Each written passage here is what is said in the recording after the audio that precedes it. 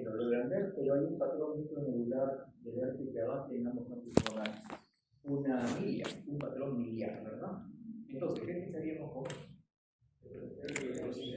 una tuberculosis miliar? Claro, pensaron eso en pabellones de medicina y le empezaron el tratamiento con BK negativo, ¿no? Porque a veces sale BK negativo, ustedes saben, la sensibilidad de BK es bien baja, 37%, más o menos, así que un BK negativo, asíntoma estrés, no descarta que sea activo. Y empezaron el tratamiento como prueba terapéutica, pero a las 2 semanas vino con estas lesiones que ustedes están viendo en el rostro, que son lesiones nodulares, algunas supuradas, eritematosas.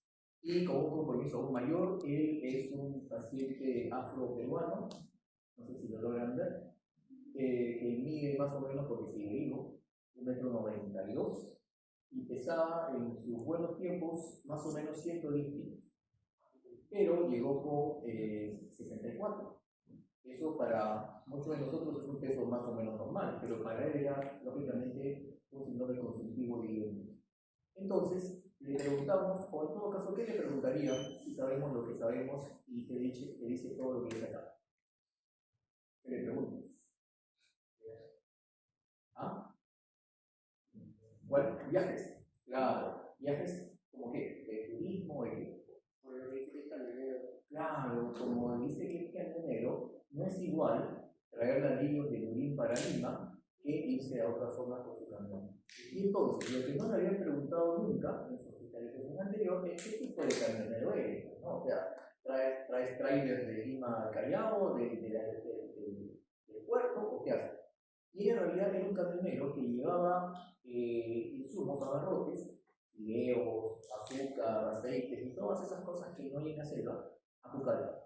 Se iba cargadito, a mí estos trailers que tienen 5 ejes. Y cuando regresaba con madera, regresaba con plátano y todos los productos que aquí no hay. Entonces, no sé si ustedes han ido alguna vez a Pucallpa en ómnibus o en su movilidad, qué sé yo. Ok, si sales en ómnibus, el viaje dura más o menos 18 horas. Es un montón, ¿ok? Pero eso es cuando vas a 60 km por hora, 70, qué sé yo, y en algunos tramos un poquito más. Pero él iba con ese peso y lógicamente llegaba en varios días a buscar. Eso quiere decir que pernoctaba en muchos lugares donde se le agarraba el sueño o simplemente el día terminaba. Y tenía contacto con muchas zonas tropicales, lógicamente. Y entonces le sacamos un hilograma y encontramos esto. Estos son glóbulos rojos, ustedes lo ven ahí, ¿no? No tienen núcleo, son como donas. Y este es un macrófago, que está llenecito de unos elementos redonditos. ¿Qué será? Ok, es un macrófago que ha fagocitado, como loco, un hongo. Y esto es una histoplasmosis diseminada aguda, así se llama. Entonces vamos a ver lo que es histoplasmosis. ¿Ok? Entonces, ¿quiénes conocen la selva? Conocen, claro, no por fotos, sino por... Ok, perfecto. ¿Nadie más? ¿Solamente ustedes?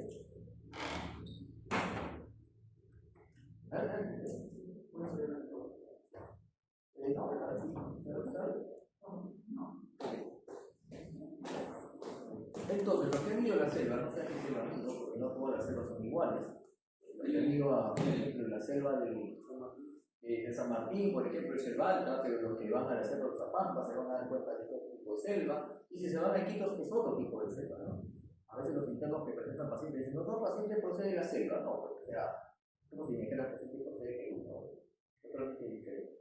Entonces, los que han ido a la selva probablemente, y sobre todo selva alta, van a tener la posibilidad de haber adquirido histoplasmosis durante su viaje. De eso vamos a hablar más adelante. Entonces, el histoplasma capsulatum, así se llama, es un hongo que no solamente es una enfermedad de humanos, sino también de animales. El perro, la vaca, el chancho pueden tener histoplasmosis como nosotros. Porque el histoplasma no es muy selectivo en cuanto a sus hospederos. Es un hongo dimórfico. ¿Qué significa? Que está en dos formas, ¿no? Se llama dimórfico. ¿Cuáles son las dos formas milenarias? Está por ahí. Claro, una levadura, pero esta es a 37 grados centígrados. O sea, cuando entra un cuerpo humano o un cuerpo animal. Pero en el medio ambiente, estamos hablando de zonas de selva, cuando está más o menos entre 28 y 25 grados por ahí, está en forma de hifas.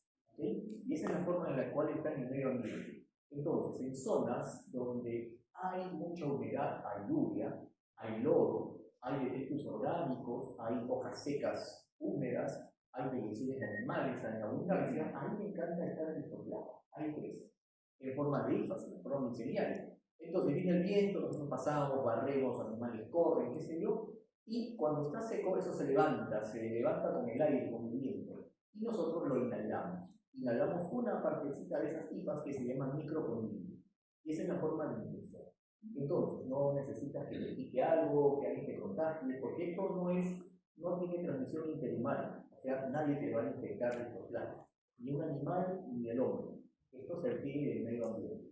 La forma infectante está en el medio ambiente y es la forma micelial. Esto solamente para que vean que aquí en Perú es endémico también en Histoplasma. ¿Okay? Y entonces se desarrolla muy bien en altitudes entre 70 y 15 metros sobre el nivel del mar, que es más o menos selva baja y selva alta. Uno puede decir, oye, pero estamos ahorita a 150 metros sobre el nivel del mar, estamos ahí. Sí, pues, pero no hay lodo, no hay hojas, no hay direcciones animales, así que no le gusta estar mucho en nuestra zona urbana.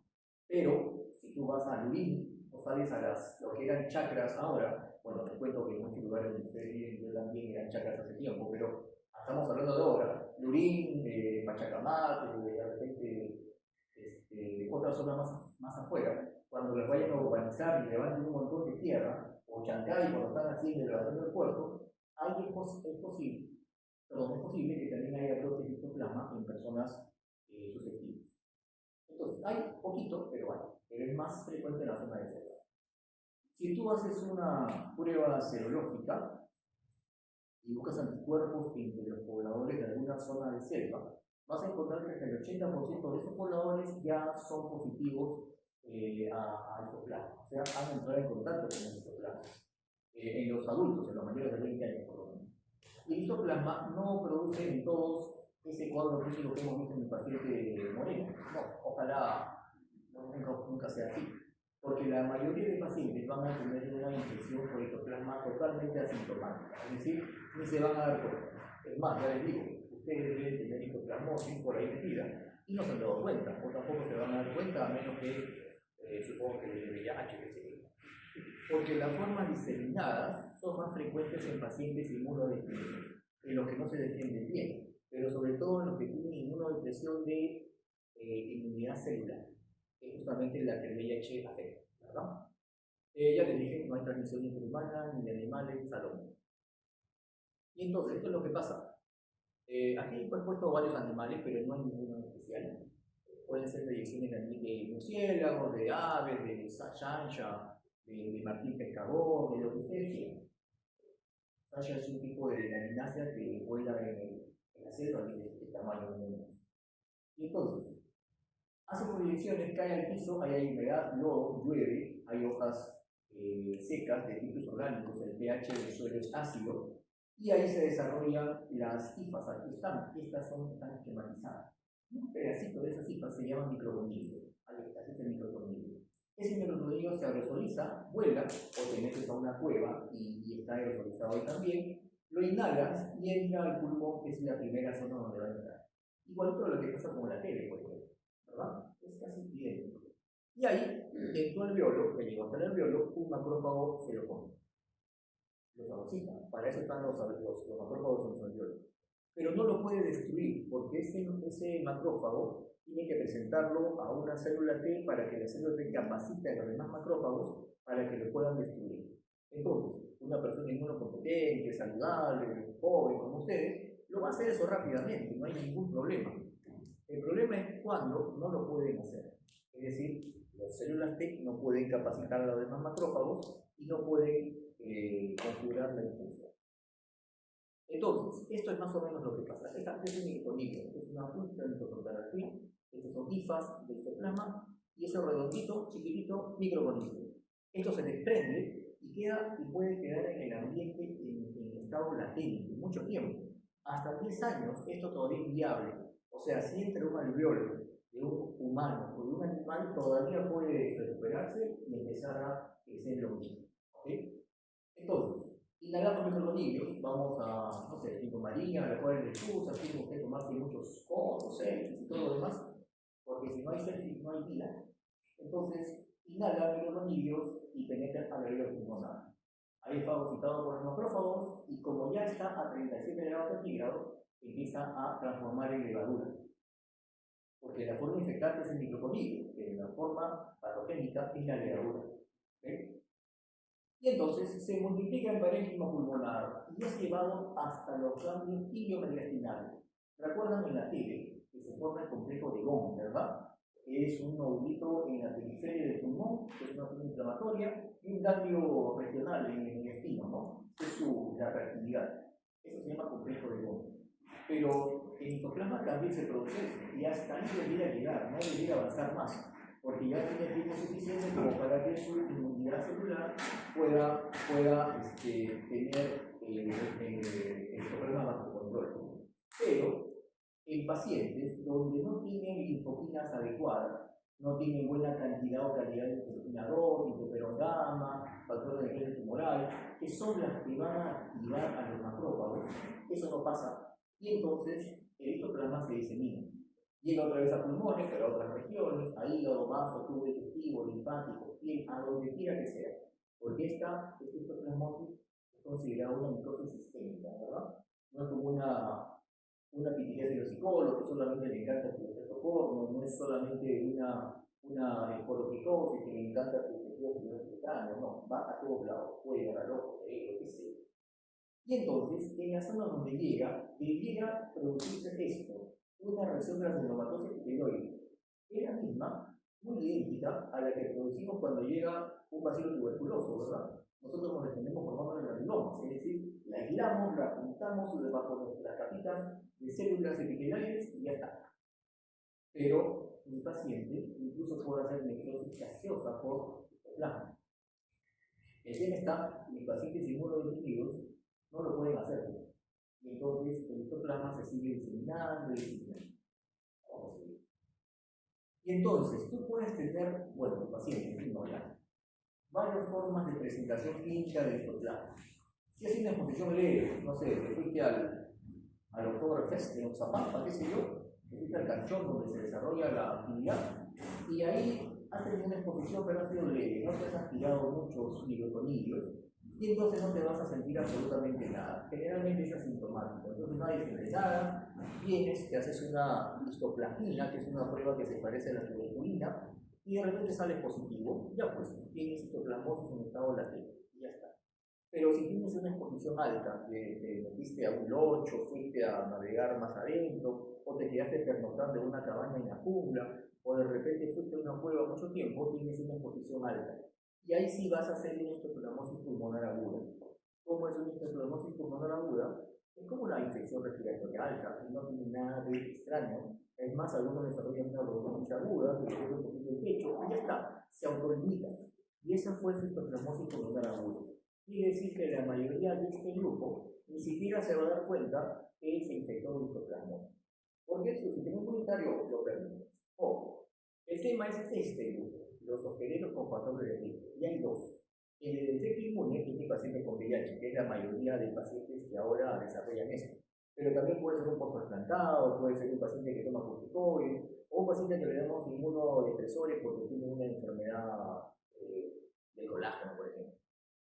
Entonces, hay este otro grupo de pacientes, el que tiene un defecto pulmonar estructural, es decir, ha tenido o tiene fibrosis quística por alguna causa, o tiene alguna fibrosis por otra enfermedad, silicosis, qué sé yo, o ha tenido que anteriormente y su estructura pulmonar no es la misma, tiene bronquitis, o simplemente le dio COVID y entonces tuvo COVID severo y también quedó antiestructural. Si es que se infecta el histoplasma, va a tener lo que se llama histoplasmosis pulmonar crónica, que es un paciente que periódicamente se inflama su pulmón y tiene hemotisis a repetición y no baja de peso, tú le buscas tuberculosis por todos lados, nunca vas a encontrar, pero está ahí esporádicamente y le da problemas. Pero nadie se muere por la pulmonar crónica, ¿ok? Es como si tuviera un EPOC o una cosa así. Pero este sí se muere, el de defecto inmune, porque él va a ser una esclerosis diseminada progresiva, que es lo que hizo mi paciente Moreno. Dicho sea de paso, mi paciente Moreno, les digo que era grandazo, ¿no? Ok. Bueno, ella ahora debe tener unos 70 años, porque esta historia fue hecha hace unos 10 o 15 años. ¿Conocieron o han escuchado hablar? No, nunca lo han conocido, ni lo van a conocer. ¿Pero han escuchado hablar de Mauro Mina? ¿Alguien conoce a Mauro Mina? ¿O han escuchado hablar de Mauro Mina? ¿No? Ok, la pregunta es a sus papás. Pero les cuento, Mauro Mina era un boxeador peruano de peso pesado. ¿Saben qué es un peso pesado? ¿No? Un mismo Mike Tyson, Evander Holyfield, qué sé yo, grandote. No, Percy Rosé, que es mi mosca, creo, no, no sé, debe ser así de 50 kilos, una cosa así. No, el de peso pesado. Y que estaba a punto de luchar por el campeonato mundial. Y estaba favorito en realidad. Pero cuando le iba a pelear, saben ustedes que pasan por una revisión médica, y le encontraron desprendimiento retinal. Y se suspendió la pelea, nunca peleó por el campeonato mundial, pero todos los críticos refieren que él hubiera ganado, digamos que un campeón mundial de peso pesado. ¿Por qué les cuento esto? Porque el paciente era su partner, entrenaba con él, porque era inmenso, era grandote. Entonces, él vino pues totalmente demasiado con hipertermosis diseminada progresiva.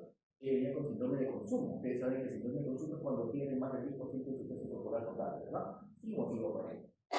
Entonces, vamos a ver qué es una histoplasmosis diseminada. Es una infección generalizada grave. El paciente va a tener fiebre, pérdida de peso, astenia, y hasta ahí tú piensas en que también, ¿no?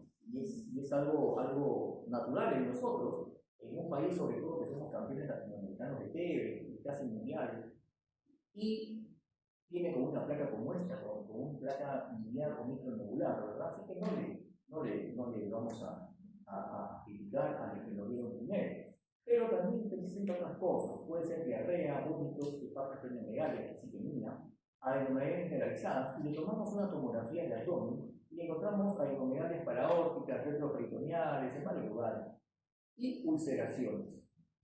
Y algo que se puede encontrar muy frecuentemente en histoplasmosis diseminada son ulceraciones en cualquier parte del tubo digestivo, desde la boca hasta el ano. Y entonces uno puede tener úlceras colónicas, úlceras gástricas, úlceras en recto y úlceras en la boca. Y pancitopenia. Pero eso también se ve en T. Si la T se mete en la médula ósea, uno puede tener lo que se llama mielotisis, ¿no? Entonces las infecciones o el germen o la bacteria empieza a empujar la médula ósea sana y empieza a reemplazar. Lógicamente mi paciente empieza a disminuir su producción de sangre, de glóbulos rojos, blancos, plaquetas y todo lo demás. Y cuando le tomas una placa de histoplasma, ves esto, ¿no? Infiltrado especial micronodular, que es para nosotros una primera impresión de que lesiones ulceradas gástricas, colónicas que ya dije, y si le tomas un ataque encuentras adenomegalias, y esto es importante. En el 100% de casos, si te demoras en el diagnóstico, el paciente muere, ¿ok? Así que lo sacamos de la muerte a nuestro paciente y empezamos a hacer. El tema de histoplasmosis es específicamente serio en los pacientes con VIH.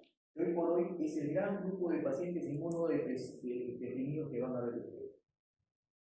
Es una de las infecciones oportunistas más comunes en personas con VIH. Hay una alta prevalencia, sobre todo en zonas endémicas como esta, el derecho más endémico. 22 a 44% de los PBD van a tener o han tenido contacto con histoplasma alguna vez en su vida. Y así como la tele latente se queda mucho tiempo con nosotros, igual el histoplasma se queda con ellos, baja la inmunidad y el histoplasma despierta, tan igual como la tele puede despertar. Y la mortalidad puede llegar hasta el 50%. Entonces, el diagnóstico es relativamente sencillo si tú lo piensas, o sea, si está dentro del diagnóstico diferencial. Lógicamente, si no sabes qué vas a encontrar, nunca lo vas a. Si no sabes qué vas a buscar, nunca lo vas a encontrar.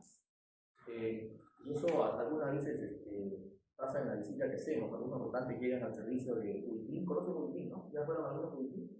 Sí. Y entonces el rotante dice, doctor, hay que tomarle una tomografía de abdomen. Ya, ¿qué vas a buscar? No sé, lo que encontremos. No, pues, ya. Tienes que saber por qué le estás pidiendo, qué vas a encontrar, qué vas a buscar, ¿no? Entonces, si tú tienes una lesión cutánea, si tienes una lesión de si tienes una lesión de pulmón, si tienes una lesión en alguna parte, lo ideal es hacer una biopsia. A mi paciente le hicimos todo lo que pudimos. Una biopsia de lesión cutánea mucosa, le sacamos una de piel, que era evidente su lesión. Una de ganglios también, porque tenía ganglios cervicales. No le sacamos de hígado, pero no le sacamos de pulmón, pero sí le hicimos de lavado broncoalveolar, porque le hicimos una fibrolongo con lavado broncoalveolar para buscar tuberculosis también. Hicimos hemocultivos Y en él hicimos también un mielocultivo y ahí aprovechamos para sacar esas laminitas que vieron ustedes adelante.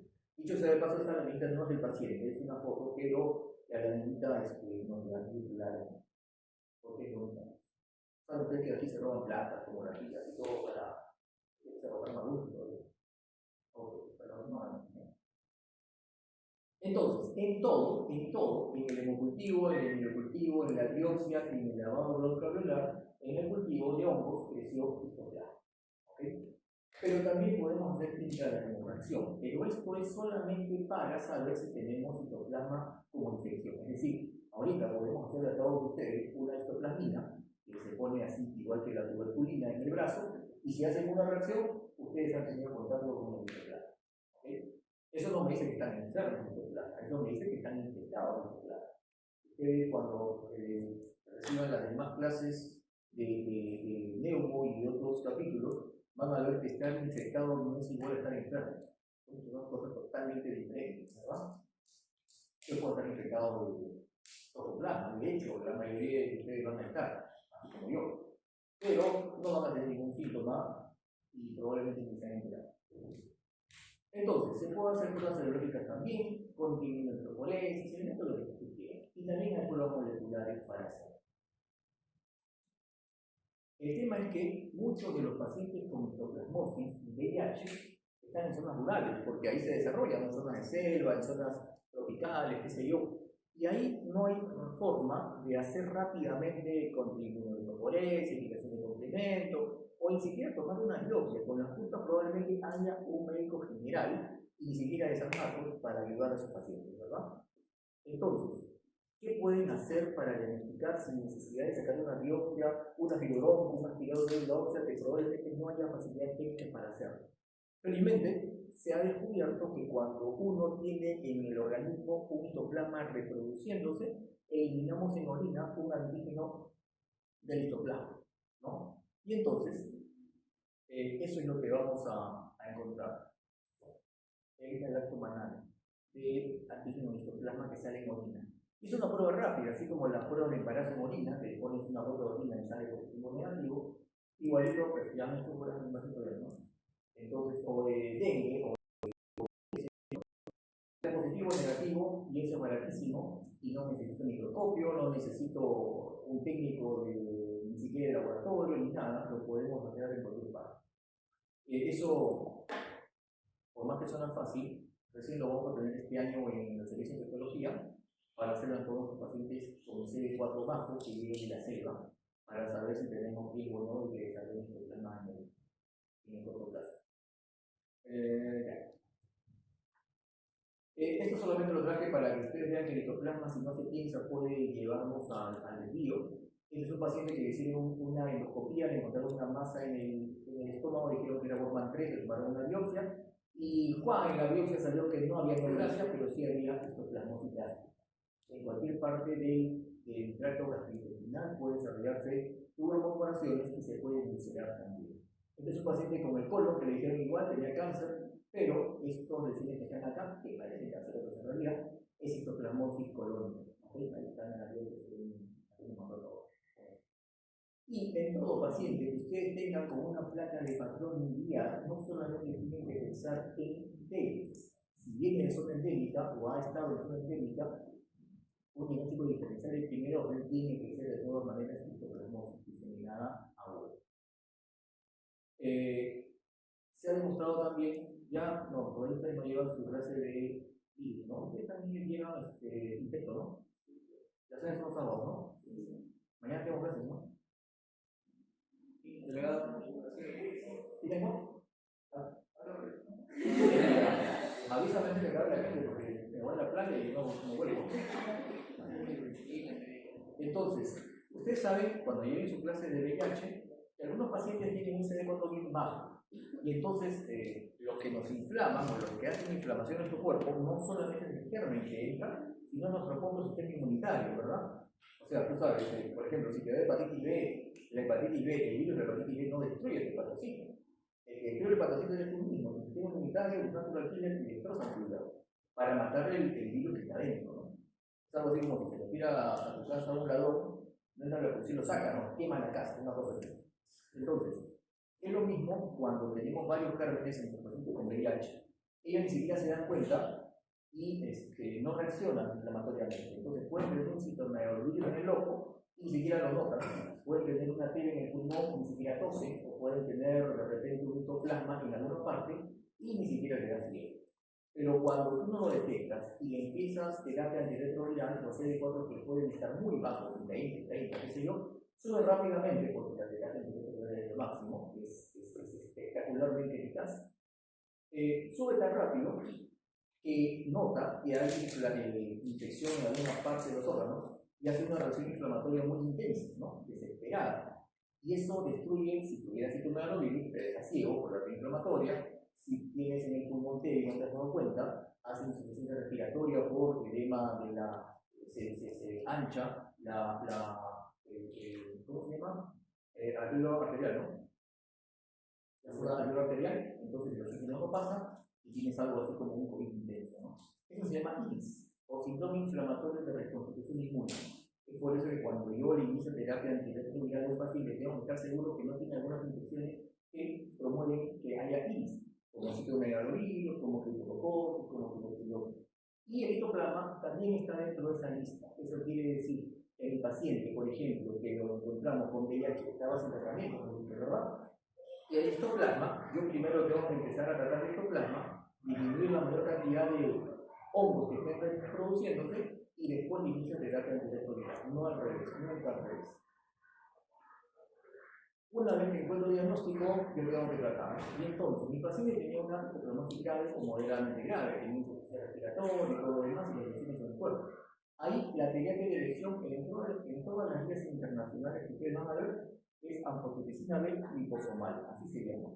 Anfotericina B es un antimicótico, pero aquí en el Perú no tenemos, bueno, sí tenemos, pero es carísima, anfotericina B liposomal. Nosotros tenemos dioxicolato, que es la original, la que se creó hace más de 50 años y la que ahora usamos. Esa es la terapia para histoplasmosis diseminada aguda. Se tiene que dar durante 2 semanas a dosis de 0.7 miligramos por kilo por día, tiene que estar hospitalizado de todas maneras, y después, una vez que ya hemos controlado la etapa aguda de la infección, lo dejamos con intraconazol, que es el intranasol más efectivo, el flujo no pasa nada, 200 miligramos 2 veces al día, eso significa 4 pastillitas al día. ¿Ustedes han comprado intraconazol alguna vez? Bueno, una pastilla de 50 céntimos, ¿no? El intraconazol es caro, está como 8 soles cada pastilla, hay que tomar 4 al día. Así que tiene que tomar por lo menos un año de intraconazol, si no, me cae nuevamente el paciente. Y lógicamente ir acompañado esto en su momento del inicio de la terapia antirretroviral para que su CD4 mejore y se detiene. Eso es. ¿Conocen, no? Claro, la cola de chusa de adentro, ¿no? ¿Es mío? Qué feo es mío.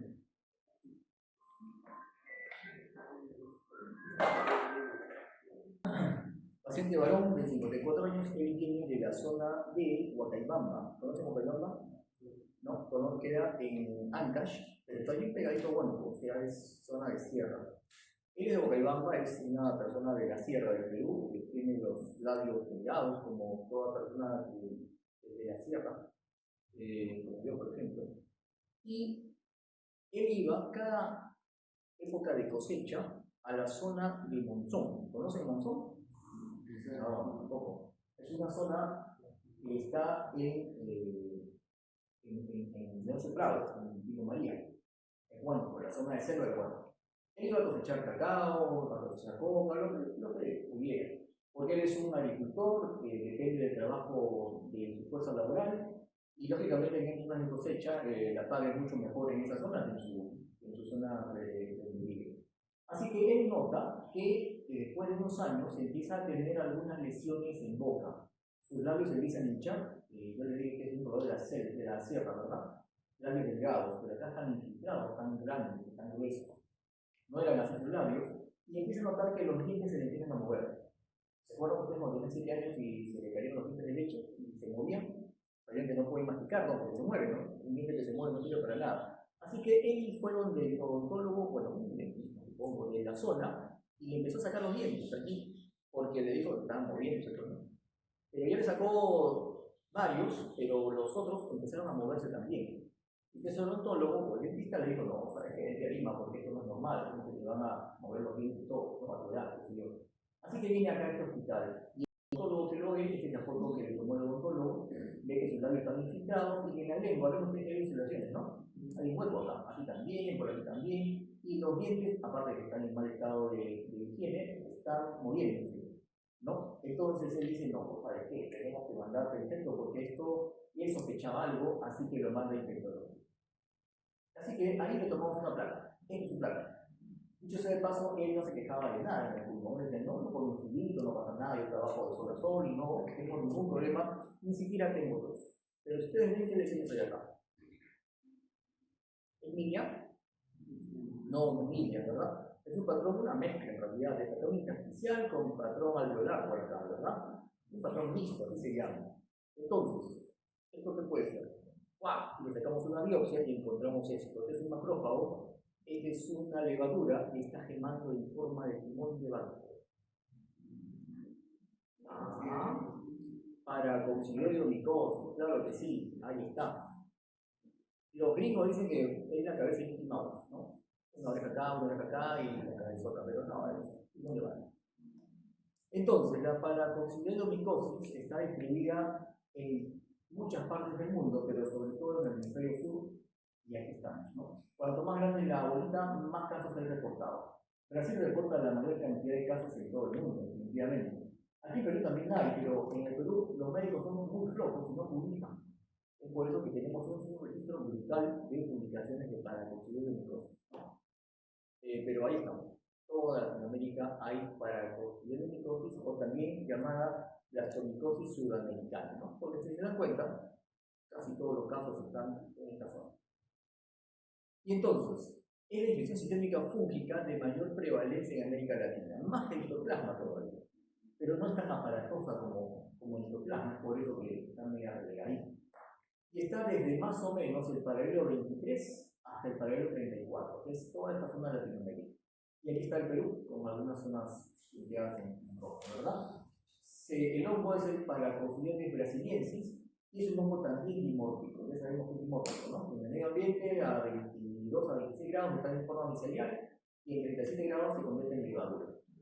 Y está más o menos en zonas donde llueve bastante y donde la temperatura es de 16 a 24 grados centígrados. ¿Dónde se cumplen esas condiciones climatológicas en el Perú? En selva alta generalmente. Selva alta. ¿Y cómo sabemos que la zona es selva alta? Preguntan al poblador, oye, ¿se cultiva café en tu zona? Sí, te dice un café riquísimo. Ok, ese es selva alta. ¿Okay? En selva baja no crece. Y ahí le encanta estar en el Paraguay. Entonces, en bosques tropicales, subtropicales, y las mujeres, durante su etapa fértil, es decir, desde que le da la menarquia hasta que le da la menopausia, son prácticamente inmunes, porque el estrógeno inhibe el crecimiento de las levaduras del paracoco. Entonces, es muy raro que nosotros veamos una chica de la edad que tiene ustedes, 28 años, y vamos a ver mujeres de 12 años que todavía no les mujeres con menopausia. Ahí se equipara la cantidad de varones con la de mujeres. Pero en etapa de fértil, por ejemplo, en este caso, la proporción sería 7 a 1. ¿Okay? Así que si es mujer y está en edad fértil, no piensen mucho en paracoco, sería algo raro. Bueno, en medicina no hay documento, pero sería raro.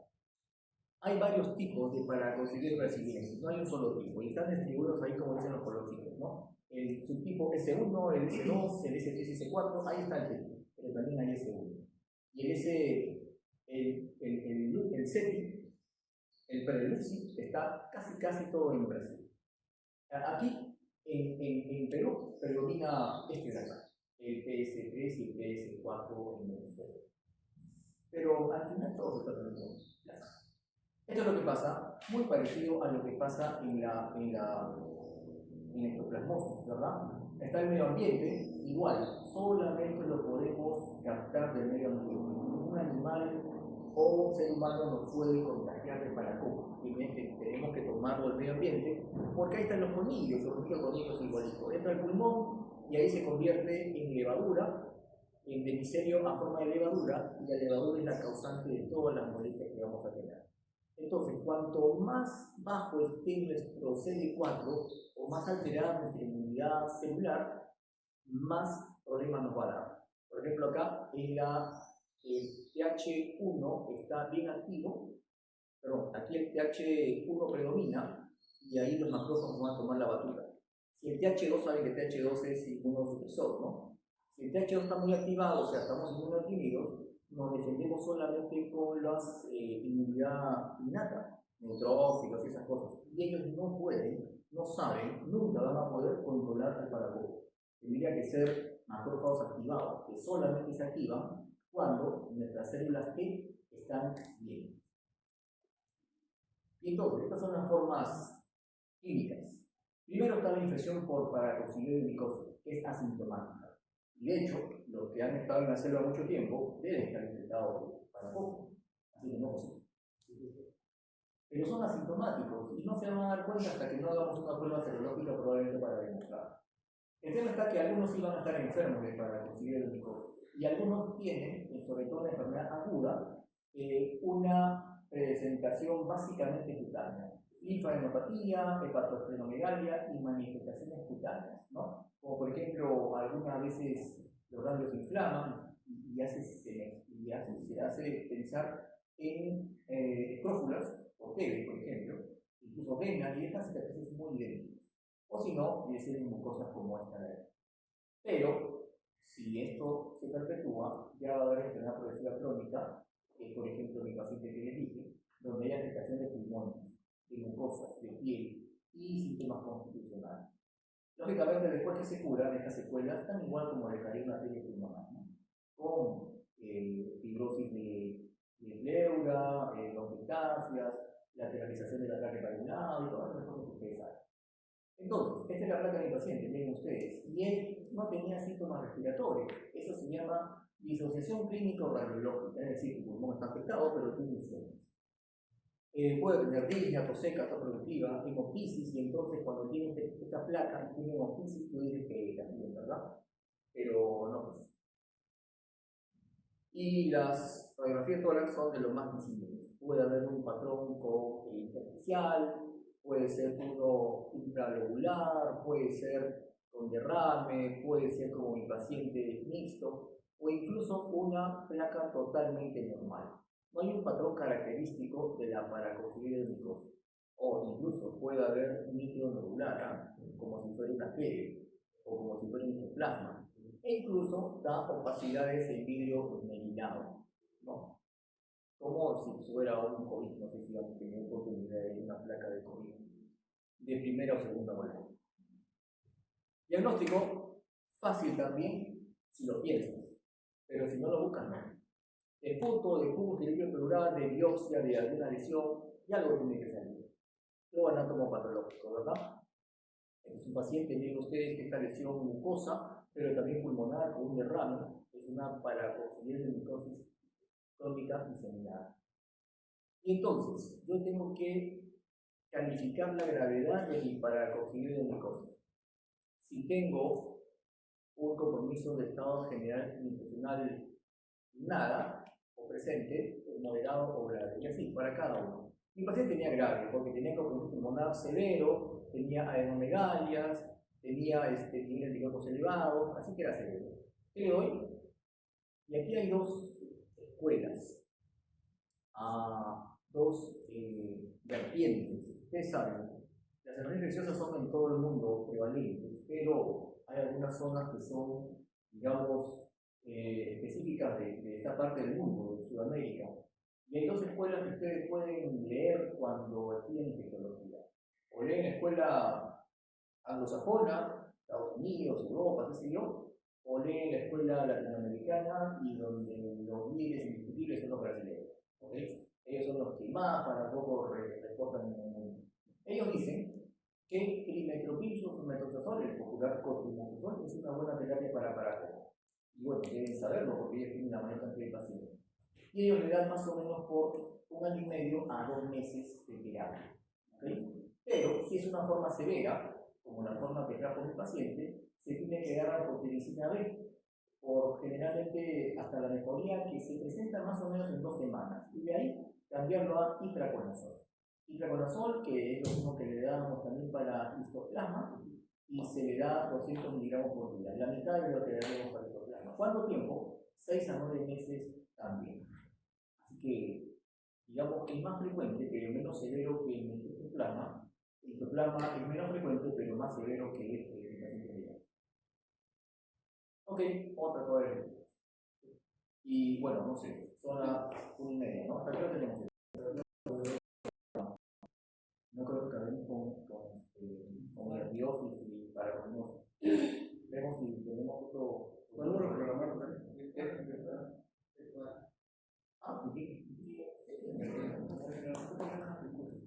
Pero vamos a tener más perfilosis, ¿sí? Que no salen de todo eso. El aspergillus sí yo no necesito ir a ninguna parte. No necesito ir a la selva, a la costa, nada. Ahorita parados, ahorita estamos inhalando aspergillus, ¿ok? ¿Ya se lo cuenta todavía? Entonces, estoy seguro que ustedes han visto una cebolla toda verde, ¿no? Pero toda media polvorienta. Eso es aspergillus. O un choclo así medio polvorito también. Esos son aspergillus. Están en todas partes. Están debajo de tu cama, en tu cómoda, si no la vas a tener que gastar, debajo de la refri que no la mueves nunca, qué sé yo. Y entonces, ahí están los aspergillus. Somos tubitos, están en todas partes. Están diseñados en el ambiente y pueden estar en el suelo, en el agua, en las plantas, en todos lados. Y también, lógicamente, están en el ambiente hospitalario, aquí, presente. No necesito, como ya les dije, ir a ninguna parte para encontrarme con los aspergillus. De hecho, que todos hemos encontrado o nos hemos encontrado muchas veces con aspergillus. Entonces, el aspergillus tiene una hifa, ahí está, que parece una florcita de diente de león. Conocen los flores del diente de león, ¿no? Que se sopla y se mira todo. Igualito, y entra por inhalación. Entonces, cuando entra por inhalación, llega a nuestro alveolo y ahí también el macrófago tiene que tomárselo y ahí acaba el asunto. Ya está, monstruo. Nos defendemos de ellos por neutrófilos, ¿verdad? Porque hay inmunidad innata. Pero en los que tienen neutrófilos alterados o en los que tienen diabetes, en los cuales los neutrófilos también se alteran, ahí el aspergillus empieza a tener mayor problemas. Vamos a ver más adelante. Entonces, depende qué facilidades tu sistema inmunitario le dé para que se comporte de tal o cual manera. Hay algunos, que son muy pocos, que tienen lo que se llama una alergia a las hifas de aspergillus, y son los que hacen aspergillosis broncopulmonar, es decir, aumentan los sinófilos, es como si fuera un asma, cuya característica es que no responde a los beta-agonistas, responde solamente a corticoides. Esos son los que se comporta el aspergillus en ellos como un alérgeno. ¿Okay? Entonces hay que desensibilizarlos, eso es terapia más que todo de la retista, qué sé yo. Pero hay otros que se convierten como saprófitos, es decir, son inhalados, pero tu paciente ya tiene una alteración estructural en el pulmón, tiene una cavidad, porque le dio té de antes y dejó una caverna, porque un quiste de acrílico se vomitó, qué sé yo. La cosa es que tienes una lesión en el pulmón. Viene, lo aspiras y se asienta ahí.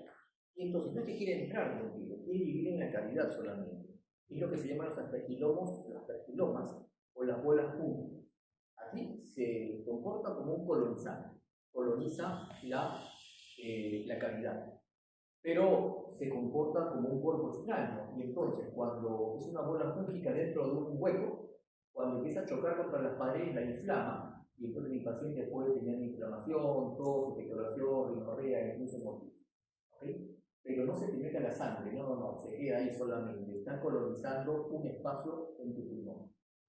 Pero los que tienen alteraciones, sobre todo de neutrófilos, ellos sí, ahí sí se comportan como un invasor. Y ahí sí penetra a la sangre y a órganos. ¿Okay? Entonces vamos a ver cada uno de ellos. Ahí está. Esta es una cavidad. Y esto que es una pelota de no sé qué. Ese es el aspergiloma. ¿Okay? Entonces, si uno saca esto, hay todo un acúmulo de colonias de hongos, ¿no? Es una bola. Lógicamente, toda esta sopa de este es el mismo, ¿no? Lo que pasa es que lo ha puesto de cabeza y la bola cayó para abajo y por delante para abajo. Está dando vueltas. Es como si tuvieras una canasta y una bola de ping-pong adentro, ¿no? Da vueltas por eso. Entonces, irrita las paredes de la cavidad y esto lógicamente presenta hemolisis a repetición. Es más, se puede presentar una triada clásica. Es un paciente con antecedentes pulmonar en el promedio. La principal causa de una cardiaca de pulmón es que haya tenido TB antes, ¿no? Hemoptisis por irritación de esta pared y beca negativo. Le sacas BK, INEP, lo que tú quieras, está beca negativo, porque no estás cogiendo ni tampoco estás hemoptizando por TB, sino por esta bola única que tienes ahí. Entonces, cuando haces una radiografía, encuentras que las paredes son gruesas y hay una masa intracavitaria como esta de ahí. Y la mayoría de veces está en ápices pulmonares, que son la mayoría de veces que les dan cavidades a los pacientes con TB, ¿no? Ok. Y esta es aspergilosis broncopulmonar alérgica. Esta es una placa característica de aspergilosis broncopulmonar. Se parece a alguna asmática. Es un paciente asmático atópico, hay crisis dinémicas que solo responden a corticoides y los mocos que se forman son muy espesos y algunas veces salen con la forma del bronquio o de la placa de los pulmones, ¿no? Lógicamente, como está inflamado crónicamente el pulmón, esto puede progresar a fibrosis pulmonar. Y este es el que nos preocupa, porque esta sí mata. Esta sí se muere el paciente. Ahí sí es como un agente infectante, como un agente invasor. Entonces penetra, no hay muchos neutrófilos y se comporta como una neumonía bacteriana. Es decir, da síntomas de neumonía bacteriana. Fiebre, exploración mucopurulenta, si tú la ocultas vas a encontrar crépitos, está mate, y todo lo que encuentras es una neumonía bacteriana. Con una diferencia en que avanza más rápidamente que una neumonía bacteriana. Es decir, le tomas una placa en la mañana y tiene un compromiso en un pulmón. Le tomas más tarde y está en otro lado del pulmón y al día siguiente está en el otro pulmón. ¿Okay? Y tiene una característica fundamental. Le encanta estar en los vasos sanguíneos del pulmón. Y ahí crece sus tifas. Entonces, si crece dentro de un vaso sanguíneo, ¿qué le hace? Lo destruye, pues. Y entonces, cuando lo destruye, tú vas a tener trombosis en esa zona y necrosis isquémica de la zona que se va irrigada. Es por eso que tienes una neumonía necrotizante, se llama. Y entonces empiezas a hemotizar más sangre, incluso pedazos de pulmón, es horrible. Y entonces, cuando tú tomas una radiografía, tomografía o radiografía de tórax, es un infiltrado pulmonar de rápida progresión, mucho más rápido que si estuviera frente a una neumonía bacteriana por algún término hospitalario, ¿no? Entonces, ¿cuáles son los factores de riesgo? O sea, ¿quiénes hacen infección fúngica invasiva por aspergillos? Los neutropenios, los que tienen menos de 500 leucocitos por count. Los que tienen malignidades hematológicas, los de linfoma, leucemia, o los pacientes que les han puesto un trasplante de médula ósea, que también tenemos que darle inmunosupresores para que no rechacen su médula nueva, ¿no? O los trasplantados de pulmón también. Esos son los que tienen alto riesgo. Pero aquí en este hospital la mayoría son neutrópenos. Y en INEM también. Entonces, ¿cómo hago el diagnóstico? Aislamiento del cultivo, ¿no? Puedo cultivar de generar salud destroza, puedo hacer serología con en difusión, o puedo hacer también detección de antígenos fúngicos circulantes, y de manano, que también puede aparecer en sangre y en orina. La sensibilidad, si yo le hago un lavado bronquialveolar y le hago el examen de galactomanano, es más o menos 77%, es alto, ¿no? Entonces, ¿en quiénes tiene valor nivel diagnóstico? En los neutropénicos, que felizmente son los de alto riesgo. O también puedo sacar una biopsia de la zona lesionada y voy a teñirlo con tinciones de plata, como nigrocos o metilmanina técnica, qué sé yo, y voy a encontrar estas bolitas ahí teñidas, que son las tifas de las aspergillos dentro del tejido pulmonar. Una vez que, bueno, también se puede ver en tomografía el signo del halo, ahí está, ¿no? El signo del halo. Ven ustedes que está en el centro blanquito y alrededor menos blanquito, pero igual blanquito. Entonces, esta zona del centro que está blanquita es en zona necrótica, ya se murió ese pedazo de pulmón. Y el halo que está alrededor es zona isquémica, es decir, no se ha muerto todavía, pero ya se va a morir. ¿Okay? Entonces, el signo del halo, eso es lo que se llama. O si no, el signo del aire creciente o de la media luna. Toda esta zona se está necrosando y ya se está desprendiendo lo que ya está necrosado dentro y se forma una cavidad. Tratamiento. Voriconazol es la terapia de elección. Voriconazol, que es un azol mucho más moderno que el flujo, que el Itra, qué sé yo. Pero en este hospital no tenemos voriconazol, tenemos isavuconazol. Hoy día he firmado para que compre más isavuconazol porque ya se estaba acabando. Saben ustedes, en este hospital los infectólogos nos encargamos de ver qué antibióticos y qué antibióticos de alto efecto van a ser adquiridos. Isavuconazol. Y entonces se da intravenoso 200 miligramos cada 8 horas del primer día, a partir hasta el día 3, y de ahí se da 200 cada 8 horas durante varios tiempos hasta que esto mejore o hasta que su inmunidad mejore. Por acá está fortalecina B liposomal y por acá está itraconazol, pero esto en realidad en ninguna guía ya está de primera elección. Es voriconazol o isavuconazol. Acá usamos isavuconazol para este paciente. Ok, se acabó. Entonces me avisan cuando hacemos la clase virtual de parásitos.